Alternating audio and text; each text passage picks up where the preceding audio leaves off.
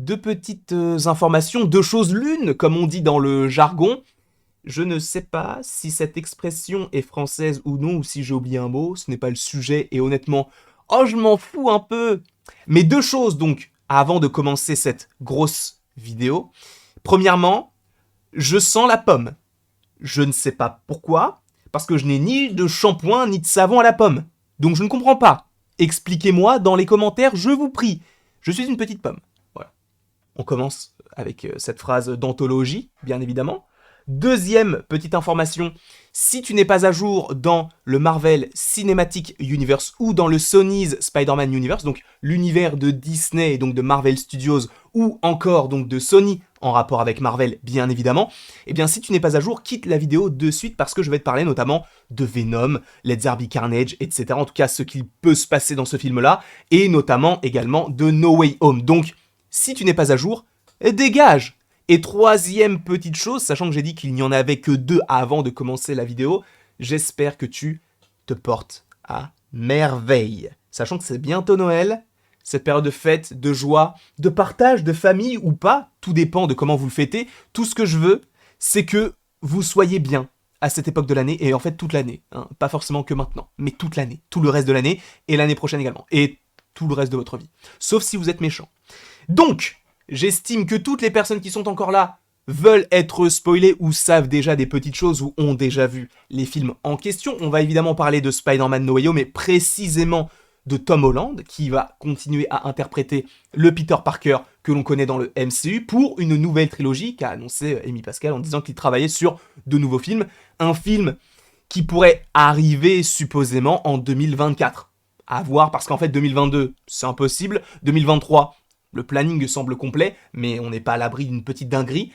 Et en 2024, ça me semble un petit peu plus logique. Donc, à voir ce qu'il en sera par rapport à cette nouvelle trilogie. Mais justement, qui dit nouvelle trilogie dit nouveaux ennemis à affronter. Et c'est pourquoi on va se poser dans cette vidéo la question de savoir qui pourrait affronter Spider-Man dans cette nouvelle trilogie, ou au moins pour les deux premiers films, sachant que j'ai des petites idées, et j'espère évidemment que tout cela vous plaira. Premièrement, l'idée principale serait que ce soit en lien avec la première scène post-générique en lien avec Eddie Brock, alias Venom. Tout simplement, puisque je vous rappelle les faits, Venom est dans un bar à Mexico, il apprend des petites choses sur le MCU, notamment Thanos, notamment les Pierres de l'Infini ou encore Hulk, il repart dans son univers comme c'est le cas pour les autres personnages qui sont arrivés dans No Way Home, et de cela en découle un petit bout de choses qui vient se scotcher, entre guillemets, au bar, et en fait tu comprends que c'est un petit bout de Venom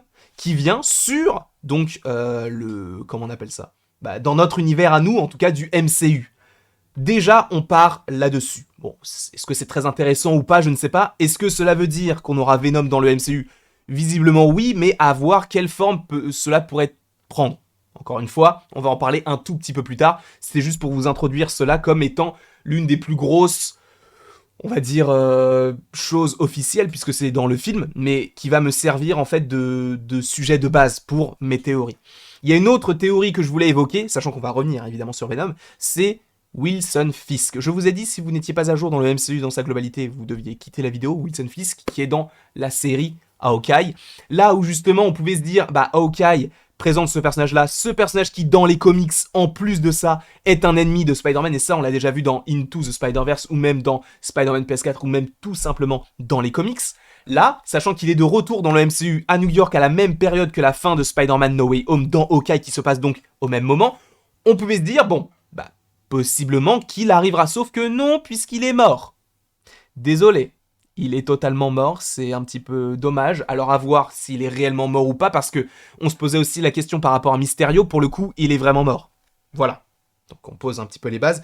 Visiblement, par rapport à des procédés cinématographiques, il est décédé. Donc, possiblement qu'on ne le reverra pas, mais ce n'est pas impossible qu'au final, ils nous disent « Ah bah si, en fait, il est en vie, parce que du coup, il a été sauvé. » Sachant que dans les comics, ça se passe un petit peu comme ça. Donc à voir comment est-ce qu'ils vont...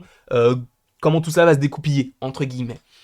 Donc pourquoi pas Wilson Fisk si il est toujours en vie. Je ne l'imagine pas en tant que grand méchant d'un film, et donc d'être défait à la fin, quoique ce n'est pas impossible, mais à voir, évidemment.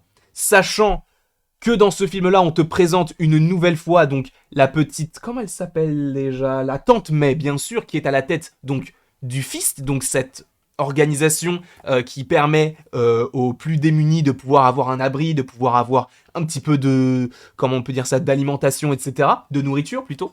Et donc le Fist est dirigé par Tante May. Tante May, vous le savez, elle a perdu la vie dans Spider-Man No Way Home à cause du planeur de Norman, surtout à cause du Green Goblin. Mais le Fist existe toujours même sans Tante May, puisque c'est une idée et c'est une idéologie qui va suivre avec d'autres personnes qui vont prendre le relais. Et qui prend le relais du Fist, ou plutôt qui est connecté au Fist dans l'univers Marvel? Martin Lee. Martin Lee, et en plus j'ai pris une photo du jeu vidéo Spider-Man PS4, donc qui est le grand méchant entre guillemets donc de ce jeu, même si t'as quand même les Sinister Six, mais t'as surtout ce petit bonhomme au premier plan, qui est donc le patron du Fist, ou en tout cas celui qui semble tout diriger, sachant que à la base le Fist qui est donc présent dans No Way Home et dans le MCU était dirigé donc par Tante May, elle n'est plus là, il faut quelqu'un à la tête, c'était pas impossible que l'on ait donc ce personnage de Mister Négatif, donc alias Martin Lee. Pourquoi pas? À voir ce que cela pourrait donner, sachant que je voulais lier ça à autre chose, notamment par rapport donc à cette scène post-générique avec Venom. Parce que tu vas me dire, oui, mais quel est le lien entre Venom et Martin Lee? Eh bien, vous allez voir. Parce que je me dis, premièrement, que Venom, même si on va y venir dans une autre vidéo, quels pourraient être les symbiotes par rapport à ce petit symbiote-là, est-ce que c'est réellement un bout de Venom? Oui, logiquement. Mais est-ce que ce sera vraiment une part de Venom? Sachant que dans Let's There Be Carnage, on te montre qu'une part de Venom peut donner quelque chose de plus dangereux, notamment Carnage. Donc, pourquoi ne pas imaginer autre chose qu'un Venom? Et pourquoi pas imaginer directement, cette fois-ci, un Spider-Man noir? Alors, pour le coup, ça ne serait pas forcément un ennemi de Spider-Man, puisque ce serait totalement lui, mais ça pourrait montrer une nouvelle facette du personnage, sachant que dans Spider-Man 3, il a déjà perdu pas mal de gens, et il se passe beaucoup de choses qui sont pas forcément très bonnes pour lui au fur et à mesure, et c'est à ce moment-là que se colle le symbiote. Donc pourquoi ne pas imaginer dans le MCU le symbiote qui se colle au Peter Parker de Tom Holland au moment où il est au plus bas, puisque là, plus personne ne le connaît, il n'a pas d'amis, il n'a pas de famille, il est vraiment tout seul, il doit peut-être supposément travailler pour le Daily Bugle qui va donc discréditer Spider-Man alors qu'il est Spider-Man, donc tout va s'enclencher dans le sens où ça va être très compliqué pour lui. Je vais peut-être baisser un petit peu le son, voilà, je vais faire comme ça. Donc comment est-ce que ça va se dérouler pour lui? Ça va être très compliqué de savoir vraiment s'il va s'épanouir, etc. Mais pourquoi ne pas imaginer un symbiote qui montre peut-être aux yeux des personnes que Spider-Man est peut-être quelqu'un aussi qui peut être une menace. Sachant qu'on l'a déjà vu dans Far From Home et dans No Way Home, mais là, pour le coup, ce serait vraiment de son fait. Donc pourquoi pas imaginer uniquement le symbiote qui est teasé dans la scène post-générique en lien avec Tom Holland, et que, pour le coup, on n'ait pas forcément d'autres symbiotes, ou en tout cas le symbiote qui se colle à quelqu'un d'autre pour affronter Spider-Man, même si, bon, ce n'est pas impossible que tu aies donc un affrontement Venom face à Spider-Man. Mais par rapport à ça, moi j'y vois peut-être un lien avec Martin Lee.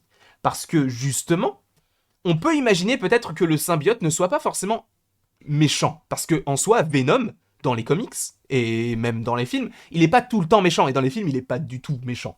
Donc, pourquoi ne pas imaginer peut-être un symbiote qui soit modifié par Martin Lee? Tu vas me dire, oui, mais pourquoi Martin Lee il modifierait le symbiote quoi? Pourquoi? Pour lui, anti-Venom. Pourquoi pas? C'est une idée, sachant que Anti-Venom, c'est Eddie Brock, qui a reçu le symbiote, mais donc qui a été modifié par Martin Lee. Si on estime donc que le Fist est bien introduit dans No Way Home, et que l'on pourrait voir Martin Lee dans le 4e film des aventures de Spidey, et qu'en plus de ça, on a le symbiote, moi je pense symbiote et Martin Lee, Anti-Venom.